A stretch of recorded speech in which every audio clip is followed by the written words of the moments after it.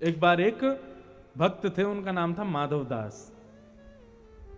जगन्नाथपुरी में रहते थे। परम विद्वान, परम वीतराग, परम भक्त स्वरूप थे, लेकिन सम्मान से बचते थे। और एक बात और कह दूं, सब लोग ध्यान से देखो, इधर देखो, ध्यान से सुनो। यदि जीवन में बहुत सम्मान मिलने लग जाए ना, तो ये समझ लेना ठाकुर जी तुमको दूर कर रहे हैं अपने से। जो ठाकुर जी के समीप रहता है ना, ठाकुर जी उसको संसार के सम्मान से बचा के रखते हैं। और यदि संसार का सम्मान मिल रहा है तो इसको ये खेल ही समझना, ये ठाकुर जी जानबूझ के मुझे बहुत सम्मान दिलवा रहे हैं, इनसे बच के रहो। तो एक भक्त हुए माधव दास। माधव दास जी इतने अच्छे भक्त थे भगवान जगन्नाथ जी के कि वो जब मंदिर में प्रवेश करते थे ना, तो माधव दास जी को देखते ही जगन्नाथ भगवान की प्रतिमूर्ति झूमने लग जाती थी। इतने आनंदित होते थे भगवान की माधव दास को देखते ही झूमने लगते थे। और जब जगन्नाथपुरी के अन्य दर्शनार्थी जब इस दृश्य को देखते थे, तो सब लोग माधव दास जी की बड़ी प्रशंसा करते थे। बोले, वाह रे माधव दास, तुम्हारे भजन का प्रताप, तुम्हारी भक्ति का प्रताप देखो, जगन्नाथ जी झूमते हैं तुमको देख के। एक दिन दो दिन तक सब ठीक रहा, लेकिन अब तो स्थिति ये हो गई कि भैया माधव दास जिस गली से निकलें, जिस चौबारे पर जाएं, जिस चौराहे से निकलें, लोग माला पहनाएं, सम्मान करें, जय हो माधव दास की, जय हो माधव दास का नारा लगावें। माधव दास बोले, ये सब क्यों कर रहे हो आप? बोले, अरे तुम मंदिर में जाते हो तो देखा भगवान झूमने लगते हैं, तुम्हारी भक्ति की प्रशंसा कर रहे हैं माधव दास। माधव दास समझ गए। बोले, ये सब जगन्नाथ जी का खेल हो रहा है। ये जगन्नाथ जी मुझे इतना सम्मान इसलिए दिलवा रहे हैं ताकि मैं सम्मान का ही आदी हो जाऊं। सम्मान भी एक व्यसन के समान है। जैसे सिगरेट एक बार मुंह पे लग जाए, मदिरा एक बार मुंह पे लग जाए, तंबाकू एक बार मुंह पे लग जाए तो फिर छूटता नहीं ना। ऐसे सम्मान एक बार लग गया ना, वो छूटेगा नहीं। बार बार इच्छा होगी, मिले मिले मिले मिले मिले। सिगरेट का नशा, तंबाकू का नशा, ये नशा वो नशा, तो फिर भी लोग घर वाले पीट पाट के छुड़वा देंगे, लेकिन सम्मान का नशा ये कभी नहीं छूटता, ये जीवन पर्यंत रहता है। और ये बात निश्चित है, लिख लीजिएगा कहीं पर, अपमान का बोध उसी को होता है जिसको सम्मान की बहुत इच्छा होती है। उसी को बात बात पे लग जाए, अरे मेरा अपमान कर दिया, अच्छा मुझे पूछा नहीं। शादी में फूफा जी मुंह फुलाए घूमते हैं, क्यों भूल रहे हो? मुझसे किसी ने रोटी की पूछी ही नहीं। अरे आपने रबड़ी खाई? बोले, मुझे किसी ने बताया ही नहीं। अरे भाई मां तो सब लगे थे, आप खा लेते अपने आप ही। नहीं, ऐसे कैसे कहा? हम फूफा हैं परिवार के, पूछा क्यों नहीं हमसे? और जो भी फूफा जी बैठे हों बुरा मत मानना, वैसे जीवन में एक बार तो सब फूफा ही बनेंगे।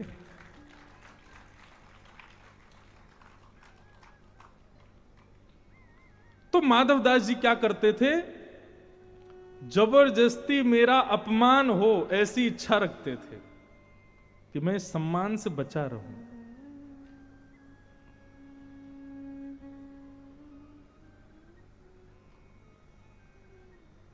तो पूरी जगन्नाथपुरी में घूमने लगे और घूमते घूमते ढूंढने लगे कहां मेरा अपमान होगा।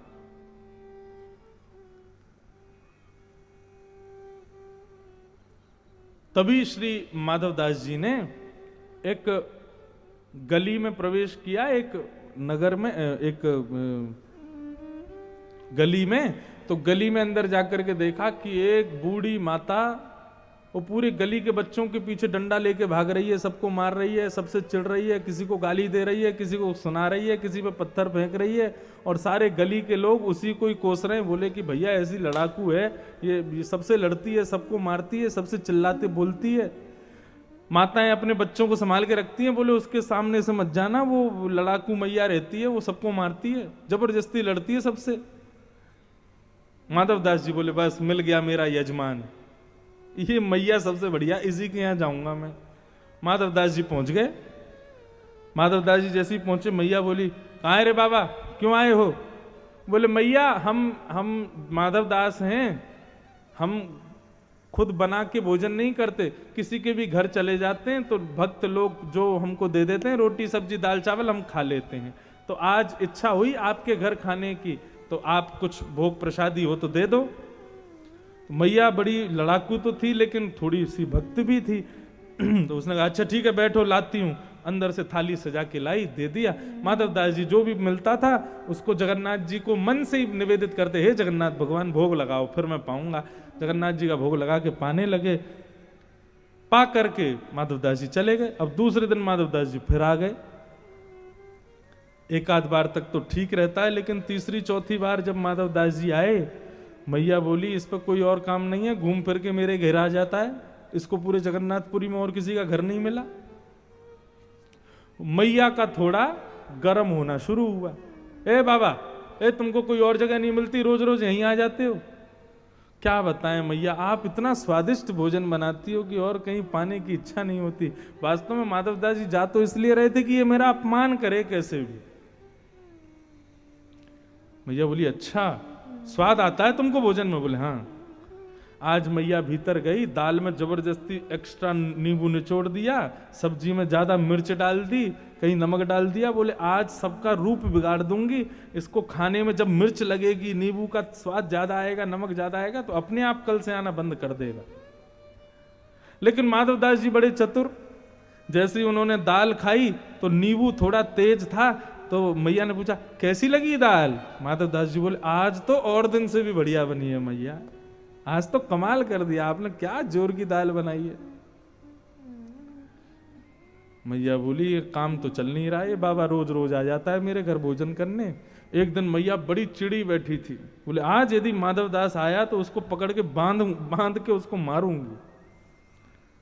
इतने में ही माधव दास जी आ गए, माते भिक्षाम देही। तो मैया गोबर का चौका लगाते हैं ना कच्चे घरों में, तो एक कपड़ा लेके उसमें मट्टी और जल से चौका लगा रही थी गोबर का। और चौका लगाते लगाते इतने में ही माधव दास जी माते भिक्षाम देही। मैया ने वही गोबर के चौके का पोंछा उठाया और पकड़ करके मारा, बोले ये ले भिक्षा।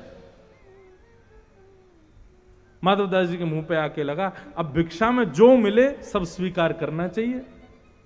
माधव दास जी के जैसे मुंह पे पोंछा लगा, माधव दास जी बोले हाँ अब आई बराबर की बात, बहुत सम्मान मिल गया था, अब अपमान हो गया ना, अब थोड़ा बराबर हो गया, अब लेवल ठीक हो गया है। लेकिन अब क्या करूं, मैया ने तो पोंछा दिया, आज भिक्षा में अब भिक्षा जो मिले पानी चाहिए, इसको कैसे पाऊं? और भिक्षा में जो भी मिलता था माधव दास जी पहले जगन्नाथ जी को निवेदित करते थे, फिर स्वयं पाते थे। अब पोंछा जगन्नाथ जी को कैसे निवेदित करूं? माधव दास जी गए, समुद्र के किनारे जाके पोंछा को धोया, धो करके उसको सुखा दिया, बीच में से फाड़ करके उसके सारे रुएं अलग अलग कर दिए, और रुएं अलग करके बढ़िया हाथ में मल करके दिया बनाया, घी में बोर करके अग्नि प्रज्वलित करके जगन्नाथ जी की आरती उतार दी, हो गई भिक्षा समर्पित।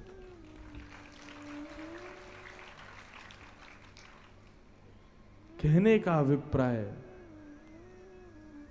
सम्मान एक मद को जन्म देता है, वो मद हमारी बुद्धि को मंद बनाता है।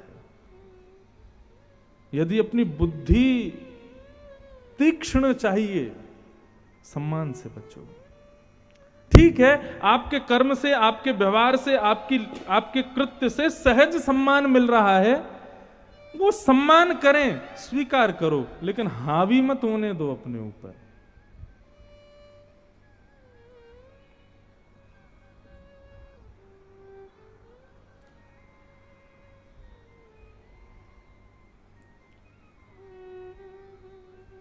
राजा परीक्षित आज सम्मान की इच्छा रखे हैं, प्यास लगी, किसी नदी का पानी नहीं पिया, बोले अरे मैं चक्रवर्ती राजा हूं, किसी के घर के बाहर जाके खड़ा हो जाऊंगा, 56 भोग प्रस्तुत करेंगे लोग मेरे आगे, मैं चक्रवर्ती राजा हूं। और तभी राजा परीक्षित शमीक ऋषि के आश्रम पहुंचे, और शमीक ऋषि के यहां जाकर के बाहर कहा, हे ऋषिवर, चक्रवर्ती राजा परीक्षित तुम्हारे द्वार पर खड़ा है, प्यास लगी है, जल पिलाओ। लेकिन शमीक ऋषि समाधि में बैठे थे, समाधि में होने के कारण सुन नहीं पाए कि कौन बुला रहा है। एक दो बार आवाज लगाने पर भी जब शमीक ऋषि ने कोई प्रत्युत्तर नहीं दिया, राजा परीक्षित को अपने अपमान का बोध हुआ कि मेरा अपमान हुआ है। और अपमान बोध होते ही राजा परीक्षित बोले, अच्छा चक्रवर्ती राजा खड़ा है, जल के लिए पूछ रहा है और तुम अभी भी नाटक कर रहे हो, नौटंकी कर रहे हो, आंख बंद करके समाधि में बैठे हो।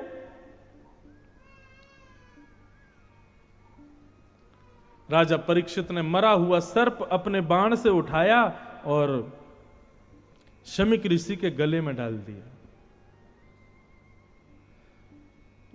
चले गए वहां से। लेकिन यह दृश्य कुछ लोगों ने देख लिया और जाकर के शमीक ऋषि के पुत्र श्रृंगी को बता दिया कि आज राजा परीक्षित ने तुम्हारे पिता के गले में मरा हुआ सर्प डाल दिया। जैसे ही श्रृंगी को पता चला मेरे पिता का अपमान किया, मेरे पिता के गले में मरा हुआ सर्प डाल दिया। नदी में स्नान कर रहे थे श्रृंगी, उसी समय जल हाथ में लिया और श्राप दे दिया, मैं श्राप देता हूं राजा परीक्षित को आज के ठीक 7वें दिन तक्षक सर्प डस देगा और मेरे पिता के अपमान करने पर वही तक्षक सर्प 7वें दिन उनको डस करके उनकी मृत्यु हो जाएगी। श्राप दे दिया। श्रृंगी लौट करके आए, शमीक ऋषि के गले में मरा हुआ सर्प देखा, रोने लगे। थोड़ी देर बाद जब समाधि खुली शमीक ऋषि की, उन्होंने अपने गले में मरा हुआ सर्प देखा तो उतार करके उसको दूर फेंक दिया। राजा परीक्षित श्रृंगी ने कहा, पिताजी राजा परीक्षित ने आज आपका अपमान किया, आप समाधि में बैठे थे, वो आके पानी मांग रहा था, आपने कुछ नहीं प्रत्युत्तर दिया तो गले में मरा हुआ सर्प डाल दिया। लेकिन आप चिंता मत करना पिताजी, राजा परीक्षित क्या उसका पूरा खानदान याद रखेगा, मैंने ऐसा दंड दिया है। शमीक ऋषि बोले, क्या दिया तुमने दंड? बोले, आज के ठीक 7वें दिन तक्षक सर्प डस देगा और परीक्षित की मृत्यु हो जाएगी।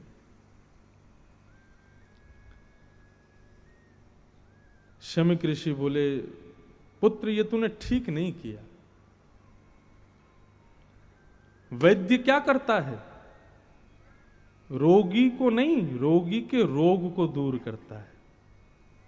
लेकिन वो वैद्य उचित नहीं जो रोगी को ही मार दे। क्या हो गया? बोले फोड़ा हो गया। बोले बैठो, उसने ऐसी महाराज इंजेक्शन लगाया कि फोड़ा क्या पूरा उसका शरीर ही शांत हो गया। ऐसा वैद्य उसके पास कोई जाएगा कभी जो रोगी को ही खत्म कर दे? वैद्य का स्वभाव होता है वो रोग से बैर करता है, रोगी से नहीं। हम गुरुजन हैं, हम ब्राह्मण जन हैं, हम संत जन हैं, हमारा स्वभाव है सामने वाले व्यक्ति के अंदर जो अवगुण है उस अवगुण से बैर करो, व्यक्ति से नहीं। हमारे यहां पुलिस प्रशासन में कैदियों में, उसमें जेल में कैदियों को रखा जाता है। जब वो जेल जाता है ना, तब सब लोग उससे हिंसा, उसके प्रति कैसी भी भावना रखते हो, लेकिन उसको जेल भेजा क्यों जाता है पता है? जेल बड़ी अच्छी जगह है, लेकिन जाना नहीं चाहिए, ऐसा काम नहीं करना चाहिए कि वहां जाना पड़े। लेकिन जगह बुरी नहीं है जेल। जेल क्या है? वॉशिंग मशीन के समान है। जैसे कपड़े गंदे हो जाएं तो वॉशिंग मशीन में डाल दो, वॉशिंग मशीन उटाक पटक करके उसके सारे मैल निकाल देगी, स्वच्छ करके बाहर कर देगी। ठीक वैसे ही जेल है। वहां पे कैदियों को भेजा जाता है, दूषित लोगों को भेजा जाता है, उनकी थोड़ी पिटाई भी होती है, फिर उनसे कुछ काम वाम कराए जाते हैं, उसके बाद में उनको स्वच्छ कर दिया जाता है। जैसी गलती का बोध होता है स्वच्छ हो जाते हैं, उनकी सजा माफ, उनको छोड़ देते हैं। अभी बक्सर में मेरी कथा थी, तब मैं जेल दर्शन करने गया था। इसलिए गया था क्योंकि वामन भगवान का वहां मंदिर था और वो जेल के अंदर था, तब मैं अंदर गया था। तो वहां पे मुझे बता रहे थे जेलर वगैरह भी सब कि महाराज जी हमारे यहाँ जैसे सजा हुई, 6 साल की सजा, 8 साल की सजा या जो भी सजा मिलती है, यदि कैदी अच्छा परफॉर्म करता है, कैदी थोड़ा सुधरा हुआ दिखाई देता है, तो उसकी सजा भी कम कर देते हैं और सजा माफ करके उसको जल्दी मुक्त करते हैं।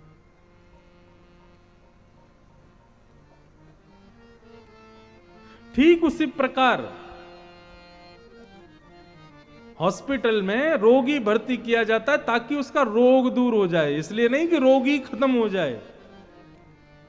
इसी प्रकार हम गुरुजन, संत जन, वैष्णव जन हैं। हमारे सामने आए व्यक्ति के अवगुण से हमको बैर करना है, ना कि व्यक्ति से बैर करना है। तुमने गलत किया। राजा परीक्षित को नहीं श्राप देना था, उसके अंदर जो अहंकार आया था उसको नष्ट करना था, लेकिन अब गलती हो गई है तो कुछ कर नहीं सकते। गौरमुख नाम के शिष्य को आज्ञा की, जाइए परीक्षित को बता दो उसके जीवन के 7 दिन बचे हैं। परीक्षित को जैसे ही पता चला मेरे जीवन के 7 दिन बचे हैं, परीक्षित ने अपने पुत्र जन्मेजय को राजगद्दी पर बिठा दिया और स्वयं वन में चले गए। गंगा किनारे जाकर के बैठ गए। सारे संत इकट्ठे हो गए और सबने परीक्षित को मुक्ति का कारण बताया। सब संत जन, ऋषि जन परीक्षित को बताने लगे कि मुक्त कैसे हो गए, लेकिन नहीं को मुनिर्यस्य वच प्रमाण, कोई भी बता नहीं पाया कि परीक्षित तुम क्या करो जिससे तुमको मुक्ति प्राप्त हो। तभी वहां पर श्री सुखदेव जी महाराज का आगमन हुआ कि तत्रा भवद भगवान व्यास पुत्रो यदिच्छया गामटमानो नपेक्ष अलक्षलिंगो निजलाभ तुष्टो व्रतश्च बाले अवधूत भेष। सुखदेव जी महाराज का आगमन हुआ। सुखदेव जी के आते ही परीक्षित ने चरणों में प्रणाम किया और प्रणाम करते हुए कहा, हे नाथ, मेरे जीवन के केवल 7 दिन बचे हैं, मुझे मुक्ति कैसे प्राप्त हो, कृपा करके मुझे बताइए। और परीक्षित के इस प्रश्न पूछने पर सुखदेव जी अब उत्तर देते हैं, मानो परीक्षित श्री सुखदेव जी के चरणों में यही प्रार्थना कर रहे हैं। हम लोग भी सुखदेव जी से यही प्रार्थना कर रहे हैं।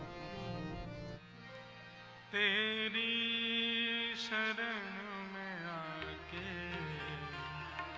मैं धन्य हो गया,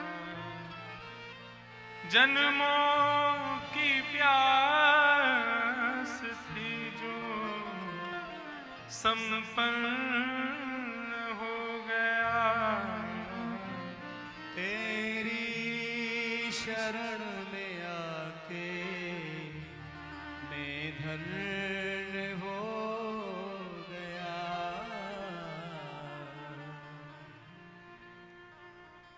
आज पूरा विश्व जिस भागवत को साक्षी मानता है, उस भागवत का प्रारंभ इसी भाव से हुआ है। हम भजन के तौर पे इसको गा देते हैं, लेकिन वास्तविकता यही है कि जब परीक्षित जी सुखदेव जी की शरण में आए तब भागवत प्रारंभ हुई, और ऐसी कथा प्रारंभ हुई जो आज तक मानवों के कल्याण, मानवों के जीवन को सार्थक बनाने में एक सर्वश्रेष्ठ प्रकल्प के रूप में चल रही है। और यहां से अब परीक्षित को सुखदेव जी कथा सुनाना प्रारंभ करते हैं।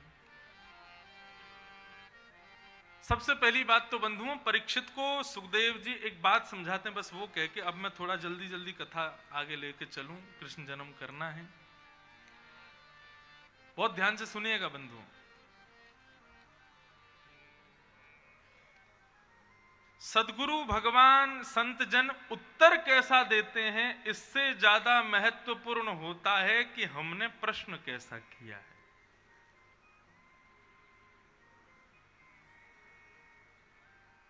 परीक्षित का प्रश्न क्या है, ध्यान से सुनिएगा कि अतः पृच्छामि संसिद्धिं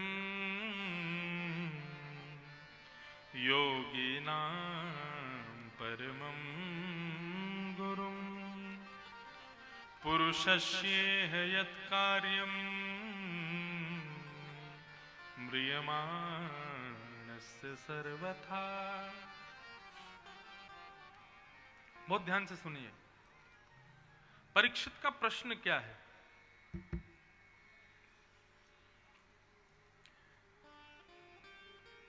परीक्षित पूछ रहे हैं कि महाराज, जल्दी मरने वाले की मुक्ति का उपाय क्या है, ये बताइए। जिसके जीवन के केवल 7 दिन बचे हैं, बहुत जल्दी जिसकी मृत्यु होने वाली है, ऐसे व्यक्ति को अपनी मुक्ति के लिए क्या करना चाहिए?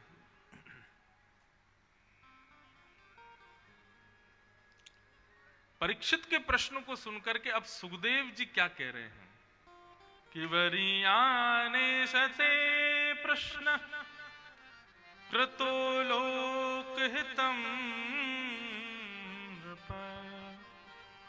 आत्मविद सम्मतः पुंसा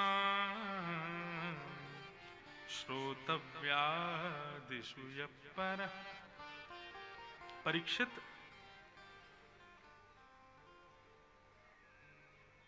तुमने प्रश्न बहुत अच्छा किया है, लेकिन ये प्रश्न अच्छा संसार के लिए है। अगर ये बात कही जाए कि परीक्षित अपने लिए पूछ रहा है, तो तुम्हारे लिए ये प्रश्न अच्छा नहीं है।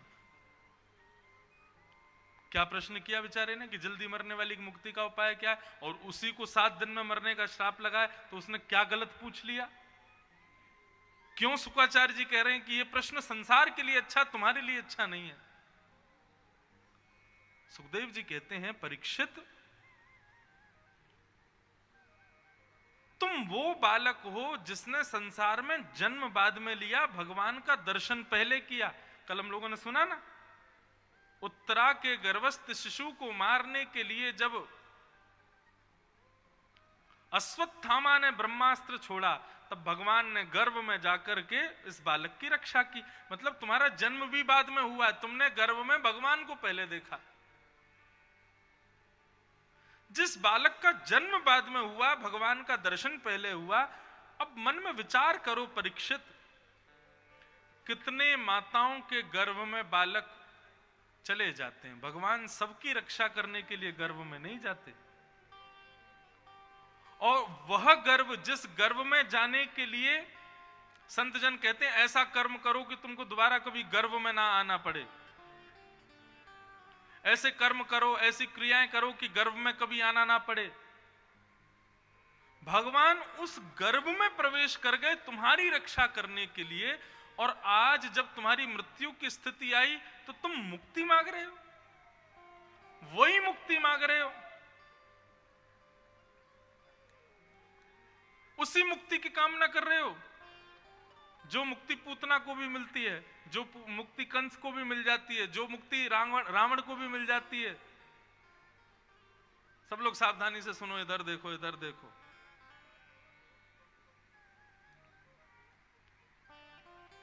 तुम उस मुक्ति की कामना कर रहे हो जो मुक्ति रावण को भी मिली हुई है, जो मुक्ति कंस को भी मिली हुई है, जो मुक्ति पूतना को भी मिल जाती है, जो मुक्ति ताड़का को भी मिली हुई है। उसी मुक्ति की कामना, क्यों मुक्ति क्यों मिली है उन लोगों को? क्योंकि भगवान के हाथों से मरे हैं। भगवान के हाथों से मरो, भगवान का नाम गाते हुए मरो, या भगवान को गाली देते हुए मरो। भगवत स्मृति होनी चाहिए। भाव कुभाव अनख आलसहु, नाम जपत मंगल दिश दसहु। भले ही रावण भगवान से बैर करके उनको याद करता था, लेकिन याद करता था, इसलिए रावण को मुक्ति मिली। तो जो मुक्ति रावण कंस आदि राक्षसों को मिली है, वही मुक्ति उस बालक को चाहिए जिस बालक की गर्भ में जाके भगवान रक्षा करते हैं। परीक्षित, ये प्रश्न सबके लिए अच्छा है, लेकिन तुम्हारे लिए उचित नहीं। परीक्षित बोले, तो मुझे क्या कहना चाहिए? बोले, भाई मुक्ति इतनी सरल है, यदि आज 7वां दिन होता, अंतिम क्षण होता, तुम्हारे प्राण निकल रहे होते, उस समय यदि मैं आ जाता तो तुम्हारी अंतिम श्वास निकलने से पूर्व तुमको मुक्ति दिला देता मैं। मुक्ति किसको मिलती है? जो अंते नारायण स्मृति, अंतिम समय में भगवान का स्मरण कर लेता, उसको मुक्ति मिलती है। तुम्हारे पास तो 7 दिन बचे हैं और तुम वही मुक्ति मांग रहे हो। परीक्षित बोला, तो मैं क्या मांगू? बोले, तुम्हारे जैसे भक्त को मुक्ति नहीं, भक्ति मांगनी चाहिए। परीक्षित बोले ये कैसी बात कर दी आपने, मेरे जीवन के 7 दिन बचे हैं और आप कह रहे हैं कि मैं भक्ति मांगू। राजा परीक्षित कहते हैं, सुखदेव जी कहते हैं, मुक्ति और भक्ति में अंतर जानते हो परीक्षित? बोले क्या अंतर है? बोले मुक्ति और भक्ति में केवल इतना अंतर है, मुक्ति का मतलब मरने के बाद भगवान का दर्शन और भक्ति का मतलब जीते जी भगवान का दर्शन। क्या चाहिए बताओ, मुक्ति चाहिए कि भक्ति चाहिए? अरे मृत्यु के बाद भगवान दिखते हैं, वो तो सबको ही दिख जाते हैं, लेकिन विशेष कौन? जो जीवित अवस्था में जीते जी भगवान का दर्शन करे, और वह संभव केवल और केवल भक्ति से हो सकता है।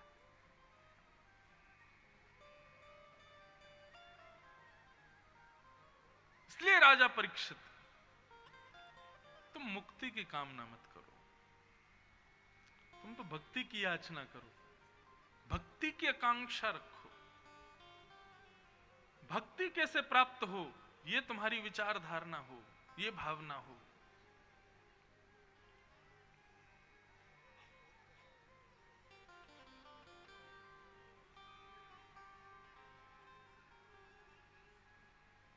मुक्ति और भक्ति में भेद बताया।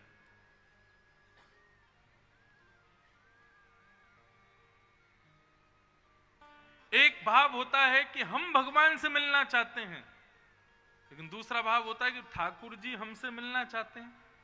दोनों में विशेष क्या है? मैं प्रधानमंत्री से मिलना चाहता हूं, ये सामान्य बात है, सभी चाहते हैं, लेकिन प्रधानमंत्री आपसे मिलना चाहते हैं, ये विशेष बात है। मुक्ति और भक्ति में यही अंतर है। मुक्ति का मतलब मैं उनसे मिलना चाहता हूं, और भक्ति का मतलब वे मुझसे मिलना चाहते हैं। राजा परीक्षित, तुम मुक्ति की कामना मत, मुक्ति तो सहज मिल जाएगी तुमको, भक्ति मांगो। और जब ये समझाया राजा परीक्षित को, तब राजा परीक्षित ने हाथ जोड़ करके निवेदन किया, बोले भगवान अब मुझे मुक्ति नहीं चाहिए, मेरे जीवन के 7 दिन बचे हैं केवल, 7 दिन बाद तक्षक सर्प के डसने से मैं मर जाऊंगा, मुझे श्राप लगा है। अब कृपा करके इन 7 दिनों में ऐसी भक्ति प्रकट करो कि तक्षक सर्प डसने से पूर्व मुझे भगवान का दर्शन हो जाए, मुझे भगवत अंगीकार हो जाए, ऐसी कृपा मुझ पर करो। तब सुखदेव जी कहते हैं, बोले अब सुनाऊंगा मैं तुमको भागवत की कथा, जो 7 दिन में तुमको भगवत दर्शन कराएगी। और यहां से अब सुखदेव जी महाराज प्रसंगों के प्रसंग कहना शुरू करते हैं। अब मुख्य मुख्य प्रसंगों को हम कह करके और सीधे कृष्ण जन्म की ओर चलेंगे। सृष्टि का वर्णन करते हुए, सृष्टि कैसे बनी, सृष्टि में सबसे पहले मानव, हमारी साइंस में हमको पढ़ाया जाता है कि हम पहले आदि मानव थे, पहले बंदर थे, और बंदरों से धीरे धीरे हम मानव बन गए। हमारे वृंदावन के बंदर आज तक मानव नहीं बन पाए, किसी का चश्मा लेके भाग जाते हैं, किसी का पर्स लेके भाग जाते हैं, किसी की चप्पल लेके भाग जाते हैं। वृंदावन वाले बेचारे रो रहे हैं कि ये भी मानव बन जाएं, आज तक तो बने नहीं। कभी भागवत उठा के पढ़िए, उद्भिद, स्वेदज, जरायुज, अंडज, 4 प्रकार की प्रकृति की पहले ब्रह्मा जी ने सबसे पहले किसको बनाया? उद्भिद, पृथ्वी फाड़ करके पैदा होने वाले जीवों को बनाया, पेड़ पौधे वृक्ष, इन सबको निर्माण किया। लेकिन शर्त क्या थी? ऐसी सृष्टि करनी है जो कर्म भी करे और भजन भी करे। तो पेड़ पौधे कर्म करते हैं, भजन तो कोई करता नहीं। तब उन्होंने उसके बाद बनाए स्वेदज, मतलब वर्षा होती है, पत्ते झड़ जाते हैं, इकट्ठे होते हैं, कीचड़ होती है, कीचड़ की गंदगी से प्रकट होने वाले स्वेदज जीवों को बनाया। ये भी कर्म तो करते हैं, भजन नहीं करते। उसके बाद अंडज बनाए। लोग पूछते हैं पहले अंडा आया कि मुर्गी आई? भागवत में स्पष्ट है, पहले अंडा बनाया। ये जितने भी अंडे से प्रकट होने वाले जीव हैं, सबको पहले अंडे के रूप में ब्रह्मा जी ने बनाया, उसके बाद इनका प्रादुर्भाव हुआ। ये भी कर्म तो करते हैं, भजन नहीं करते। तब जरायुज बनाए, जरा में लिपट करके जो प्रकट होते हैं, गाय भैंस जिब्रा जिराफ, इन सबको बनाया। करते करते करते करते लाखों योनियां बना दी, लेकिन एक भी ऐसा नहीं बनाया जो कर्म भी करे और भजन भी करे। तब ब्रह्मा जी ने 1.25 लाख श्रीमद् भागवत के चतुश्लोकों का पाठ किया, 1.25 लाख बार भजन किया।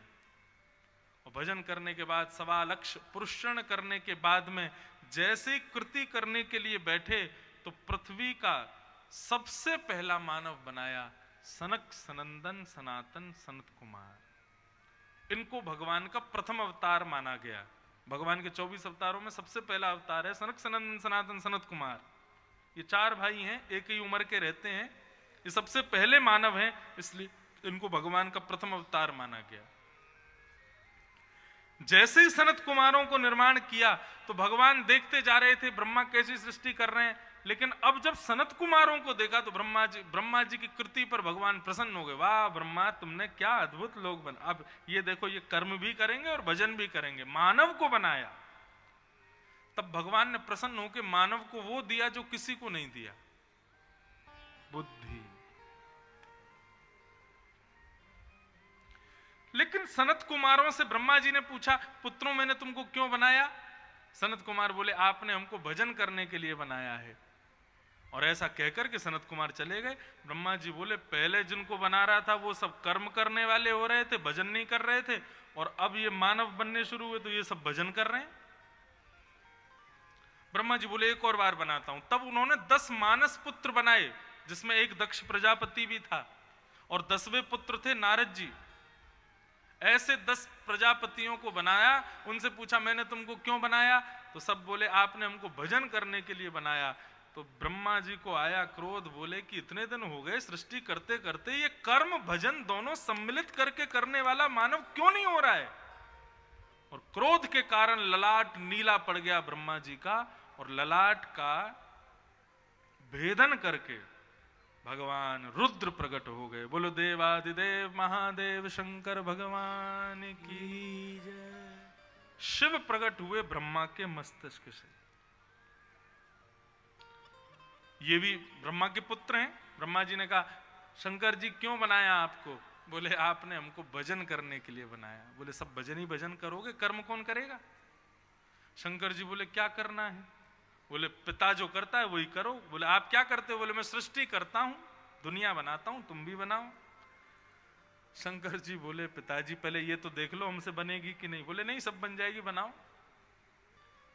पिता की आज्ञा का पालन करते हुए शंकर जी पृथ्वी पर आए और भूत प्रेत पिशाचनी डाकनी साकनी इन सबको बनाना शुरू कर दिया। ऐसी सृष्टि बनाई, ऐसी सृष्टि बनाई। ब्रह्मा जी देखने गए, बोले, देखूं तो सही शंकर जी कैसी सृष्टि कर रहे हैं। नीचे आकर के देखा तो महाराज, कोई मुखहीन विपुल मुख काहू, बिनु पग चलहि, बिना पैर के आदमी बना दिए, रेंग रेंग के चल रहे हैं। शंकर जी बोले, ये 2 आंख पिताजी ने गलत बनाई हैं, कम से कम 6 आंख होनी चाहिए। यहां से पूरा चारों तरफ दिखाई दे, पीछे से कोई आ गया तो पूरे मुंह पे आंख ही आंख लगा दी, किसी का सिर पेट पर लगा दिया, किसी के हाथ ऊपर लगा दिए, किसी के बिना पैर का बना दिया। ऐसी सृष्टि की शंकर जी ने। ब्रह्मा जी बोले, अलम प्रजापि, बेटा बस हो गया, तुमसे नहीं हो पाएगा, रहने दो, मत करो। बोले, पिताजी हम तो पहले ही मना कर रहे थे, हमसे मत करवाओ। क्या करोगे फिर? बोले, हमसे सृजन नहीं होगा, हाँ श्रृंगार हम कर देंगे। अगर आप कहोगे कि सबको खत्म करना है तो ये काम हम बहुत बढ़िया करेंगे, तो आप हमको संहार का देवता बना दो। तब तक क्या करोगे? तब तक भजन करेंगे। तो जब प्रलय आएगा तब शंकर जी को बुलाया जाएगा, तब तक जाओ, उत्तर में जाओ और सुनो, ये जितने तुमने बनाए इनको संग और लेके जाओ अपने।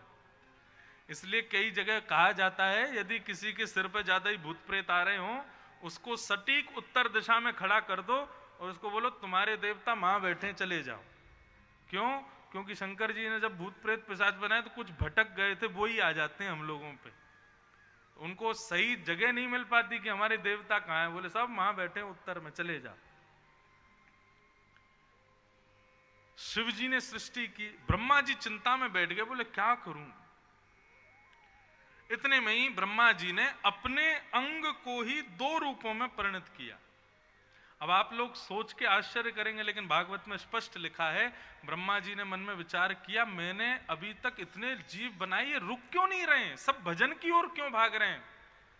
तब ब्रह्मा जी ने मन में सोचा, अच्छा मैंने केवल पुरुष बनाया है, अभी स्त्री तो बनाई ही नहीं है।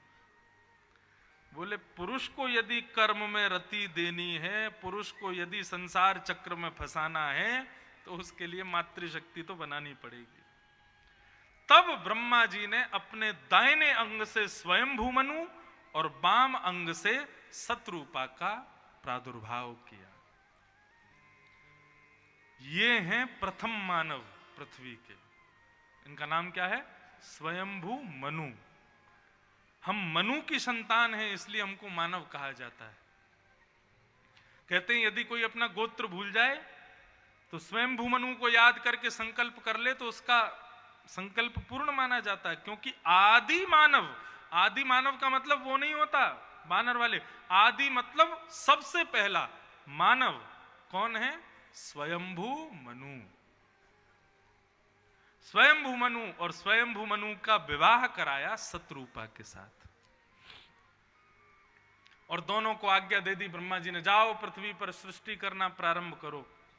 लेकिन इतने में ही हिरण्याक्ष नाम का एक राक्षस पृथ्वी को लेकर रसातल में चला गया। ब्रह्मा जी बोले ये नई बला आ गई, अब जब मानव बना तो पृथ्वी चली गई। तब ब्रह्मा जी ने बड़ी चिंता की, अपनी नासिका को थोड़ा सा ऐसे खुजाया, जोर की छींक आई और नासिका से भगवान बराह प्रकट हो गए। बोलो बराह भगवान की। सब लोग हाथ जोड़ के प्रणाम करो। जितम जितम ते जित यज्ञ भावन त्रयीं त्वनुं स्वाम परिधुन्वते नमः यद रोम कर्तेषु निरुद्धवर तस्मै नमः कारण सुकरायते। भागवत की एक एक चीज विज्ञान है। कहते हैं वराह भगवान जब प्रकट हुए तो जोर से उन्होंने अपने शरीर को हिलाया, उनके रों से ये खेती बाड़ी की जितनी फसल आदि ये सब बीज आदि हैं ये सब प्रकट हो गए और पृथ्वी पर आकर के ये सब प्रकट होने लगे। जो मानव खाता है वो सारे व्यंजन प्रकट हुए बराह भगवान के रों से। बराह भगवान ने जाकर के रसातल में जाके पृथ्वी को वहां से निकाल करके व्यवस्थित किया, हिरण्याक्ष का वध कर दिया। तब से हिरण्याक्ष का भाई हिरण्यकश्यप बदले की आग में जल रहा है कि हरि को जीवित नहीं छोड़ूंगा, इसने मेरे भाई को मारा। और वही हिरण्याक्ष के भाई हिरण्यकश्यप को मारने के लिए भगवान नृसिंह बन के अभी आएंगे आगे कथा में। पृथ्वी व्यवस्थित हो गई और यहां आके स्वयंभू मनु सतरूपा ने सृष्टि करना प्रारंभ किया। इनकी तीन पुत्री और 2 पुत्र हुए। आकुति, देवहूति, प्रसूति 3 बेटी और 2 पुत्र प्रियव्रत, उत्तानपाद। अब यहां पे कथा आती है देवहूति माता की। देवहूति का विवाह कर्दम ऋषि से हुआ और इनके यहां पर भगवान कपिल के रूप में पधारे। अब कथा थोड़ी हम जल्दी जल्दी खींचेंगे, इसलिए आप लोग ध्यान से सुनना, बिल्कुल सावधानी से, क्योंकि गूढ़ गूढ़ बातों को कहेंगे, इसलिए उनको ध्यान से ही सुनिएगा। कर्दम ऋषि के साथ में स्वयंभू मनु की प्रथम बेटी देवहूति का विवाह हुआ, लेकिन कर्दम ऋषि ने तपस्या की थी विवाह करने के लिए। एकमात्र ऐसे ऋषि हुए जिन्होंने विवाह सुखद करने के लिए तपस्या की। 1000 वर्ष तक तपस्या की। तपस्या के बाद भगवान नारायण प्रकट हो गए। प्रकट होके बोले मांगो स्वयंभू मनु, मांगो कर्दम ऋषि क्या चाहिए। तब कर्दम ऋषि बोले कि तथा सचाहम परिवोडुकाम समानशीलाम ग्रह में दधेनुम। हे नाथ, मेरे 1000 वर्ष की तपस्या से प्रसन्न होकर आप एक वरदान दे दीजिए। भगवान बोले क्या चाहिए। बोले केवल ऐसा वरदान दे दीजिए कि सुंदर सुशील गैया जैसी सीधी और मैं जैसी भक्ति करता हूं, मेरे समान भक्ति करने वाली कन्या से मेरा विवाह हो जाए। भगवान पहले तो हंसे, बोले तुमने 1000 वर्ष केवल इसके लिए निकाले? बोले हाँ भगवान। बोले क्यों? बोले क्योंकि प्रभु जीवन संगी यदि हमारे जैसा होगा तो आगे की यात्रा और सुखद हो जाएगी ना। अब वो विपरीत मैं विपरीत दोनों लड़ते झगड़ते रहेंगे, इसलिए समान हो जाए तो इसलिए थोड़ा अच्छा रहेगा ना। तो भगवान को कर्दम ऋषि की तपस्या की स्थिति इतनी भाई कि कर्दम ऋषि भगवान के नेत्रों से आंसू बहने लगे। और यहां संकेत किया, केवल माताएं क्यों रखती हैं सोमवार का व्रत की पति बढ़िया मिले, पतियों को भी रखना चाहिए कि मैया बढ़िया मिले। प्रार्थना किया करो ठाकुर जी से कि हमारी पत्नी भी ऐसी आवे जो आपकी खूब सेवा करे, खूब भजन करे, माता पिता की सेवा करे, हमारी सुने, हमारे समान आवे। भगवान यदि अनुकूल पत्नी या अनुकूल पति दे दें तो भगवान की कृपा। और एक बात कहूं, यदि भगवान प्रतिकूल पत्नी और प्रतिकूल पति दें तो भगवान की बहुत बड़ी कृपा। प्रतिकूल मिलने पर कृपा क्यों है? देखो, अनुकूल पत्नी या अनुकूल पति मिला तो मन उसकी तरफ थोड़ा ज्यादा लगा रहेगा, लेकिन प्रतिकूल पत्नी या प्रतिकूल पति मिला तो फिर बढ़िया है, कथा वथा ज्यादा सुना करोगे। लेकिन हमारे समाधिया जी को देखो, ये और इनकी पत्नी दोनों ही इतने धर्मात्मा हैं, इन्हीं की इच्छा से कथा हुई ना, ऐसा बता रहे थे ये। जब दोनों समान होते हैं ना, देखो घर में पति ज्यादा धर्मात्मा हो तो पत्नी मजाक उड़ाती रहती, पत्नी ज्यादा धर्मात्मा पति मजाक उड़ाते रहते हैं। लेकिन दोनों ही धर्मात्मा हो तो घर ही वैकुंठ हो जाता है, घर ही स्वर्ग जैसा हो जाता है। ऐसे घरों में ही कथा होती है, फिर ऐसे घरों में ही इतने बड़े बड़े उत्सव होते हैं, फिर जब दोनों समान हो जाते हैं।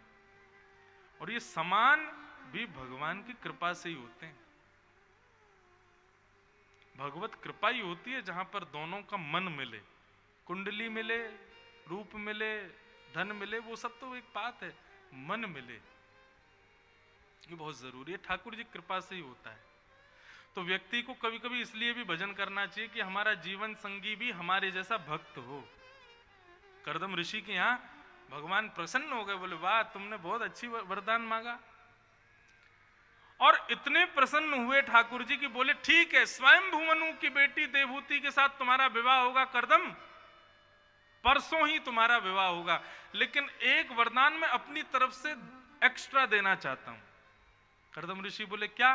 बोले तुम्हारे यहां संतान के रूप में मैं ही जन्म लूंगा। कर्दम ऋषि ने मांगा नहीं था, ये तो भगवान ने दिया। कर्दम ऋषि ने मांगा कि मेरे समान पत्नी मिले, लेकिन इतनी हमारे शास्त्र कहते हैं ना, यत्र नार्यस्तु पूज्यन्ते, जहां नारी का बड़ा सम्मान होता है ना, उस घर में पुत्र पुत्री जन्म नहीं लेते, उस घर में देवता ही जन्म लेते हैं। नारी का सम्मान देख के भगवान इतने प्रसन्न हो गए कि भगवान बोले कि एक मैं अपनी तरफ से वरदान देता हूं, क्या? तुम्हारे यहां पुत्र बन के मैं आऊंगा। और कर्दम ऋषि के यहां पर पुत्र रूप में भगवान कपिल का प्रादुर्भाव हुआ। बोलो कपिल भगवान की। सारे तीर्थ बार बार, गंगा सागर एक बार। ऐसे गंगा सागर में आज भी कपिल भगवान बैठे। कपिल भगवान साधारण नहीं है बंधु। अभी मेरे पास समय नहीं है, नहीं तो सांख्य शास्त्र यदि मैं सुनाऊं जो कपिल भगवान ने सुनाया, अत्याद्भुत है।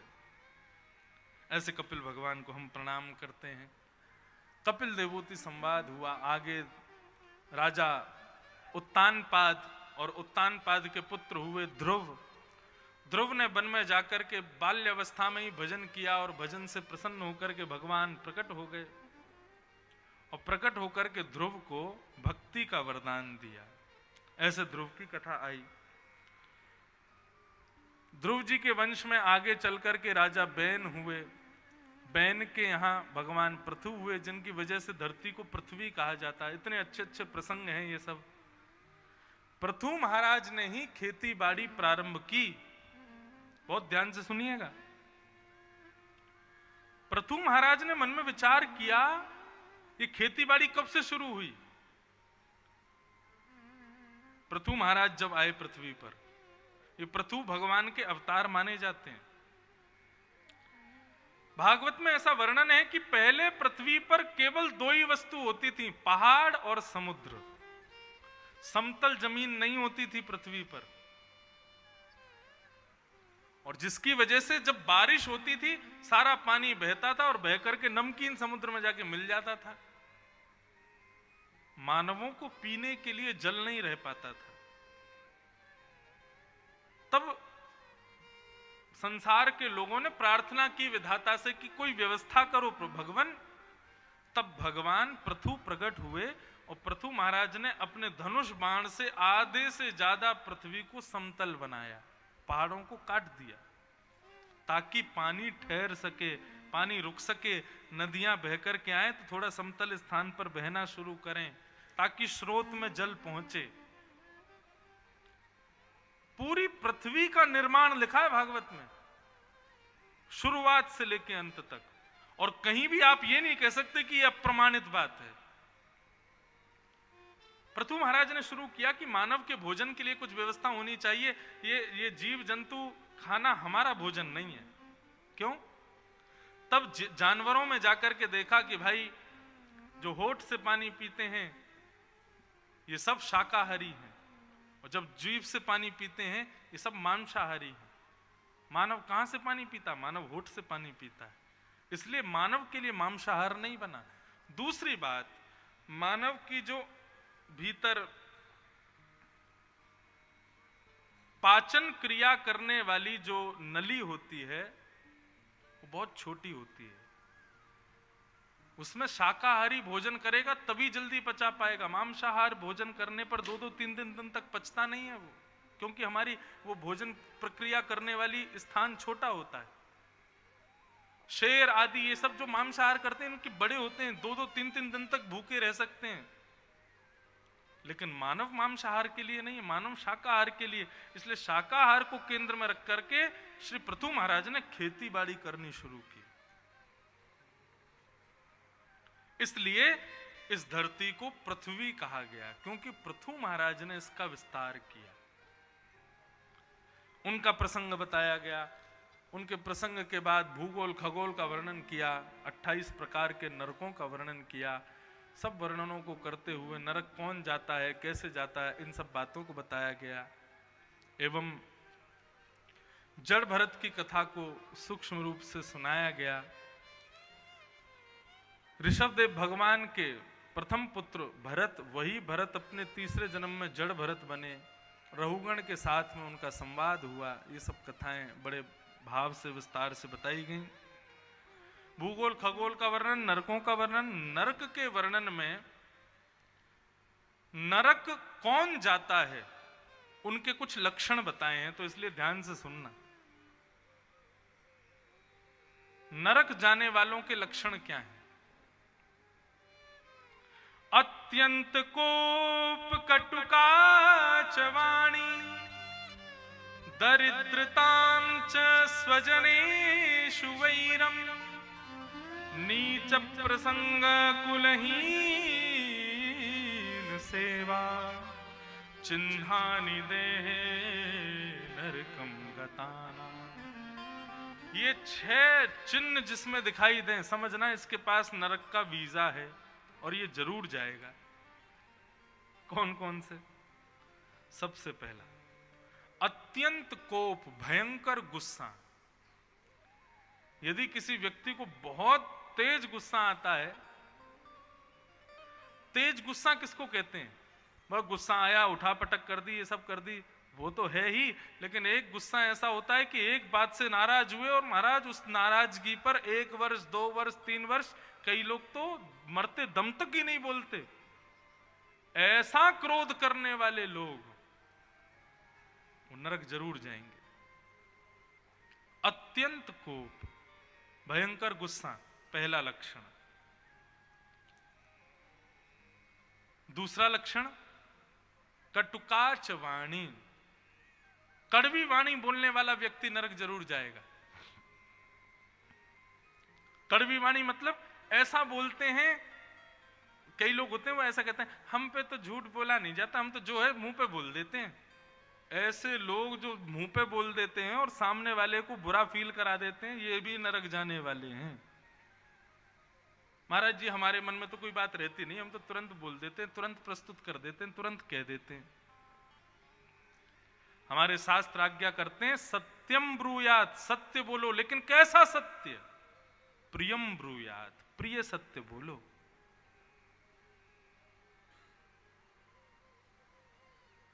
सत्यम ब्रूयात, ये बात बिल्कुल विशेष है, लेकिन सत्य कैसा हो? प्रिय सत्य हो। ऐसा सत्य भी नहीं बोलना है कि सामने वाला बेचारा दुखी हो जाए उसको सुन के। प्रिय सत्य बोलो। कटुकाच वाणी पहला लक्षण है, भयंकर क्रोध दूसरा लक्षण है, कड़वी वाणी और तीसरा लक्षण अत्यंत कोप कटुकाच वाणी दरिद्रताम च, जो दरिद्र है। दरिद्र किसको कहते हैं? जिसका मन असंतोषी है।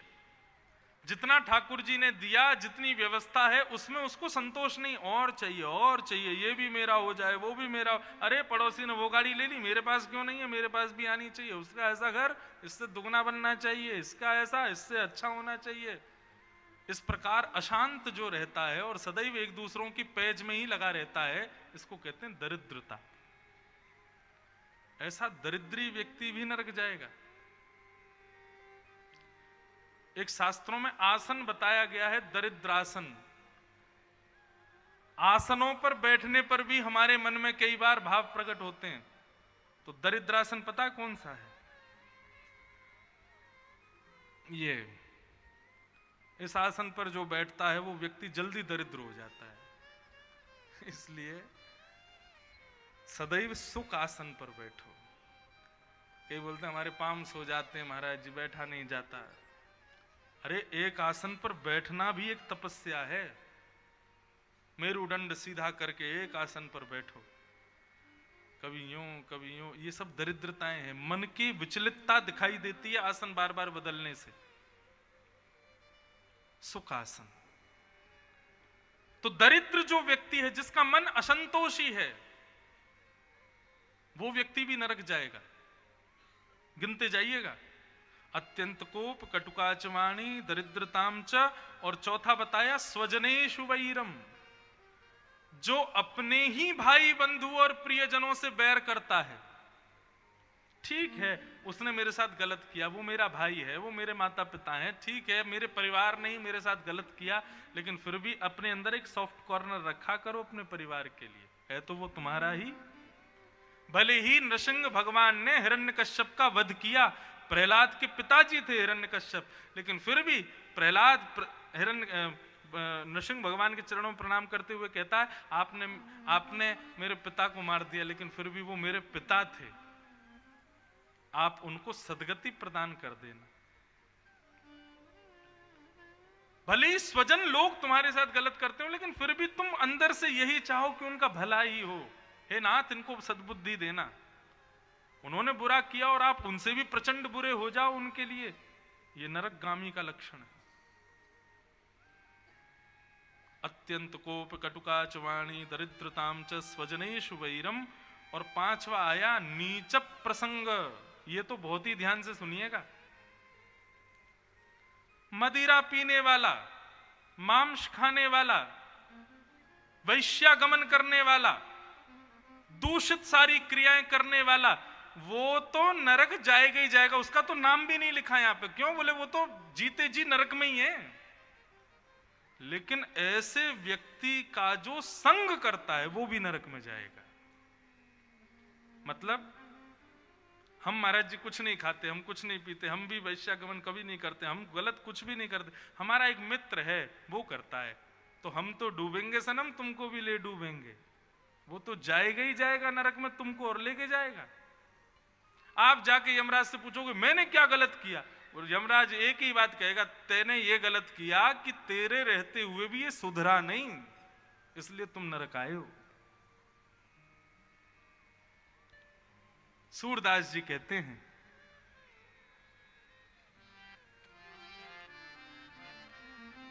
तजोरे मन हरि विमुखन को संग, तजोरे मन हरि विमुखन को संग, तजोरे मन हरि विमुखन को संग, तजोरे मन हरि विमुखन को संग, हो जाके संग कुमति उपजत है, जाके संग कुमति उपजत है, पड़त भजन में भंग हो, पड़त भजन में भंग, तजोरे मन हरि विमुखन को संग, तजोरे मन हरि विमुखन को संग, हाँ तजोरे मन हरि विमुखन को संग, तजोरे मन हरि विमुखन को संग, तजोरे मन हरि विमुखन को संग, जाके संग कुमति उपजत है, पड़त भजन में भंग, तजोरे मन हरि विमुखन को संग। आज ही संकल्प ले लीजिए और ढूंढना शुरू कीजिए उन रिश्तेदारों को, उन मित्रों को, उन सखा संबंधियों को जो सारे गलत काम करते हैं। लिस्ट बना लेना आज ही रात में बैठ के, और कल से धीरे धीरे उनको ब्लॉक मारना शुरू करो, काटो सारे संबंध। और विपरीत में पूछे, अरे भाई ऐसा क्यों किया? बोले भाई देख, मेरे से संबंध रखना है तो ये छोड़ना पड़ेगा। क्यों? तू तो जाएगा ही जाएगा नरक में, मुझे और लेके जाएगा। अरे महाराज जी वो बीड़ी पीता है, वो सिगरेट पीता है, वो उल्टे काम करता है, हमको क्या? अरे क्यों नहीं किया? वो करेगा तो तुमको भी जाना पड़ेगा। अरे आधा नींबू 5 किलो दूध में निचोड़ दोगे, छेना बना देगा। और हम एक वैष्णव होकर के 5 लोगों को सुधार नहीं सकते?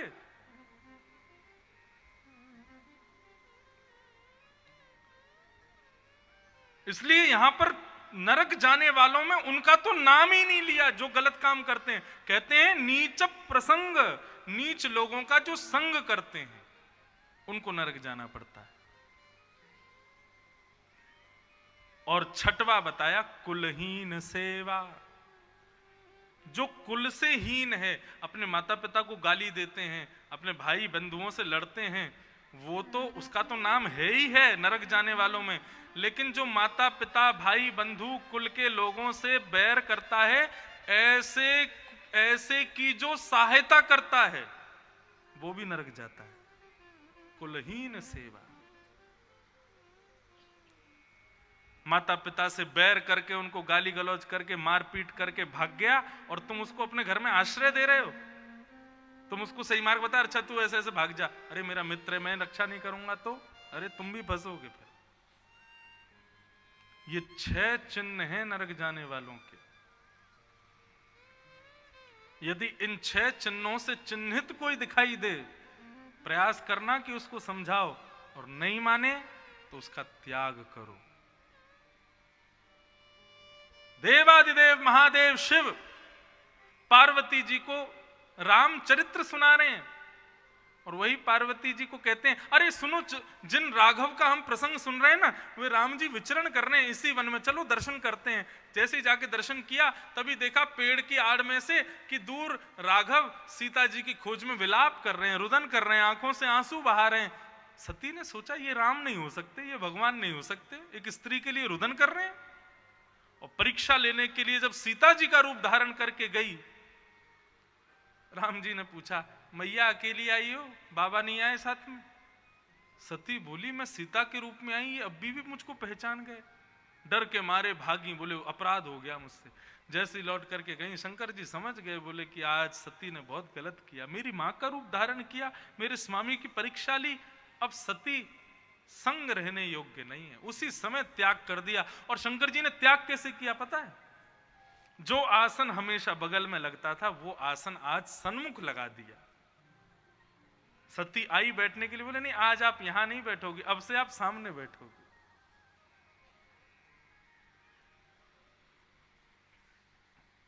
एक बात और आती है कि महाराज जी कई संबंध ऐसे हैं जिनको हम त्याग नहीं सकते। अब पत्नी कहे मेरे पति पीते, मैं कैसे त्यागूं उनको? माता पिता कहें हमारा बच्चा ही दुष्ट है, हम कैसे त्याग दें उसको? तो त्याग कई बार शरीर का नहीं होता, त्याग मन से होता है। हम शरीर से उसके संग रहते हैं, शरीर से सारे संबंध निभा रहे हैं, लेकिन मन से उसके लिए कोई स्थान नहीं है। वो मन का त्याग भी श्रेष्ठ त्याग है। आप भले ही संबंध निभाइए अपना, लेकिन मन में उसको स्थान मत दीजिए। ये त्याग।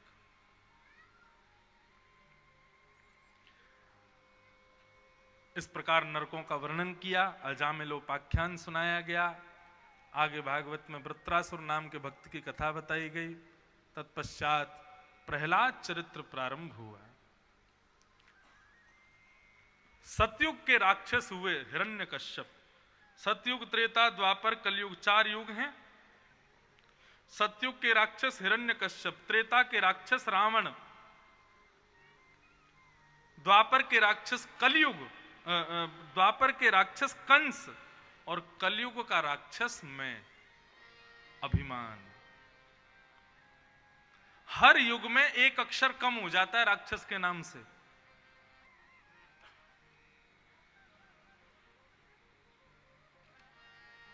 हिरण्यकश्यप सतयुग में, त्रेता में एक अक्षर कम हो जाता है रावण, द्वापर में एक अक्षर और कम हो जाता है कंस, और कलयुग में एक ही अक्षर रह जाता है मैं, अभिमान, अहंकार। ये कलयुग का राक्षस है, इनसे बचो। हिरण्यकश्यप भगवान से बदला लेना चाहता है, भगवान को अपना शत्रु मानता है, परंतु पुत्र भक्त हुआ प्रहलाद के रूप में। एक दिन पुत्र को मारने का बहुत प्रयास किया, सबने खूब प्रयास किए, लेकिन प्रहलाद जी का वध नहीं कर पाए। तब हिरण्यकश्यप ने आज अपने पुत्र को पकड़ा, बोले तेरा तेरा तेरा हरि कहां है, मुझे ये बता। प्रहलाद जी बोले पिताजी ये मत पूछो मेरा हरि कहां है, ये पूछो मेरा हरि कहां नहीं है। यत्र तत्र सर्वत्र विद्यमान है।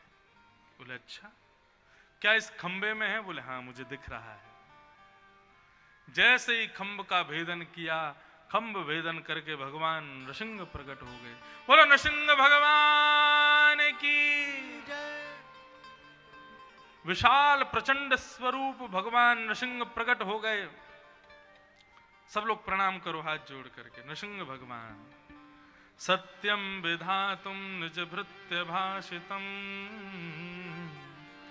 व्याप्तिम च भूतेष्वखिलेषु चात्मन अदृश्यतात्यद्भुत रूपमद्वहम्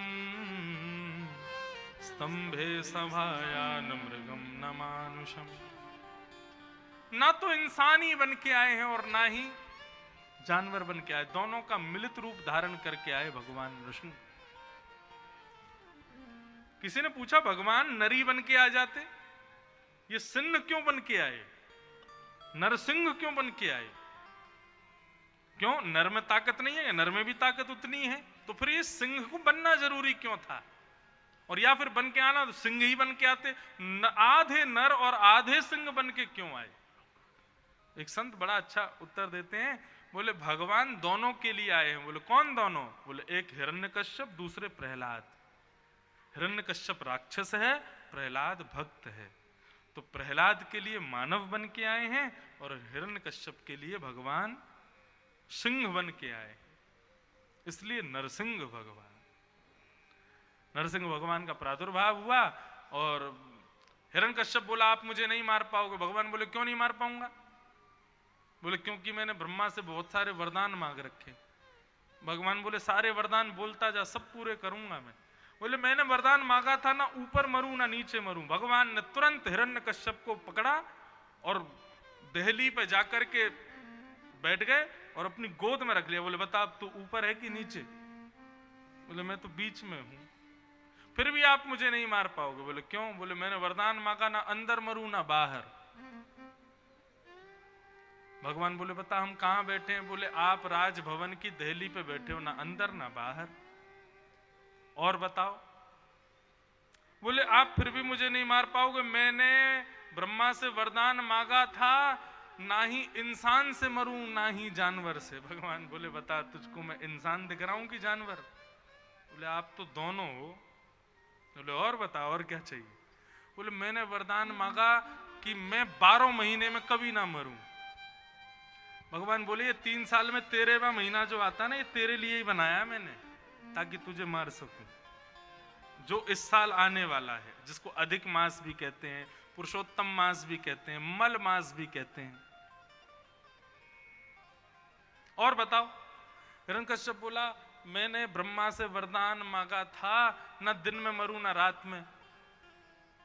भगवान बोले बाहर देख क्या हो रहा है? बोले शाम हो रही है अभी तो, न दिन है ना रात है।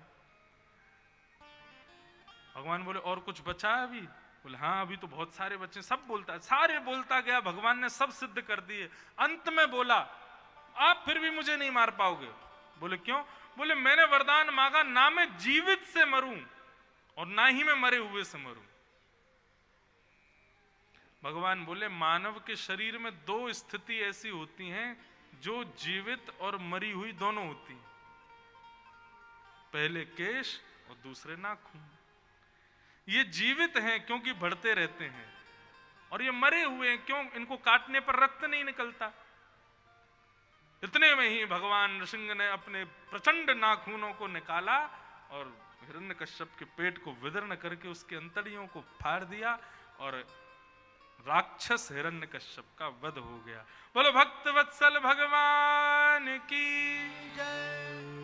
अब स्थिति क्या हुई कि भगवान को इतना क्रोध आया, इतना क्रोध आया कि महाराज कांपने लगे नृसिंह भगवान। देवताओं ने जाके प्रार्थना की, शंकर जी ने प्रार्थना की, ब्रह्मा जी ने प्रार्थना की, लेकिन नृसिंह भगवान का क्रोध शांत नहीं हुआ। तब ब्रह्मा जी ने कहा बोले एक ही इनका क्रोध शांत कर सकता है। बोले कौन? बोले जिसके लिए ये आए हैं, प्रहलाद। प्रहलाद से कहा जाओ भगवान की स्तुति गाओ। तब प्रहलाद ने भगवान के सन्मुख आकर के प्रणाम करते हुए भगवान की स्तुति गाई कि ब्रह्मादय सुर गुणा मुनयोथ सिद्धा सत्वैकतानमतयो वचसा प्रवाहे नाराधितुं पुरगुणैरधुनापि पिप्रो किम तुष्टमर्हति समे हरिरुग्र जाते। हे नाथ आप इतना कोप मत कीजिए, मैं छोटा सा बालक आपकी स्तुति गा रहा हूं। मैं तो आपके स्पर्श के योग्य भी नहीं हूं क्योंकि मैं बहुत अपवित्र हूं।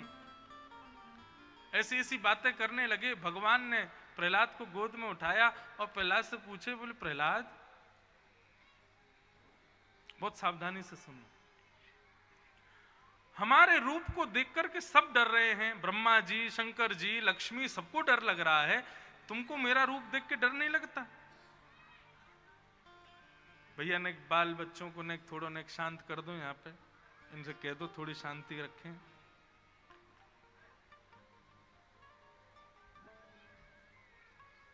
भगवान बोले तुमको डर नहीं लगता हमारे रूप से?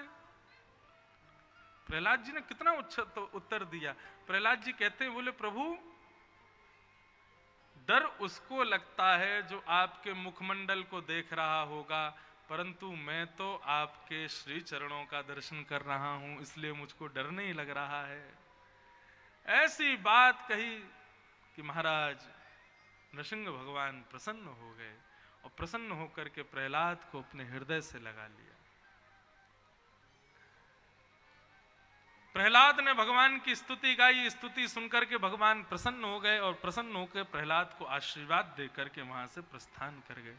बोलो भक्त वत्सल भगवान की।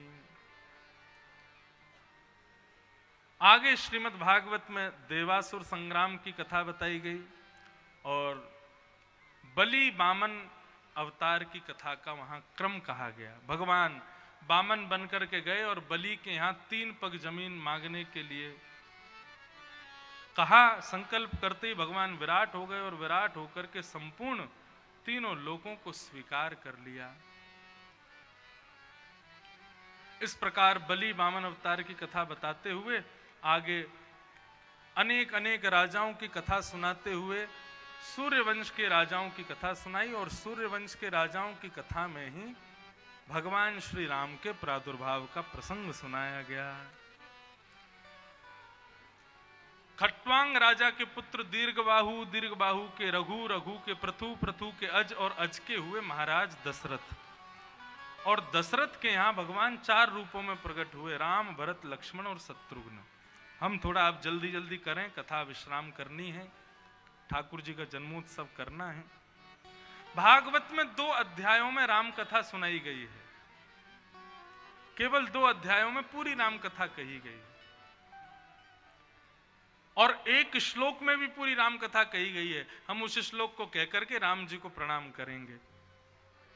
गुरुवर थे त्यक्त राज्यो व्यचरत अनुवनम पद्म पद्भ्याम प्रियाया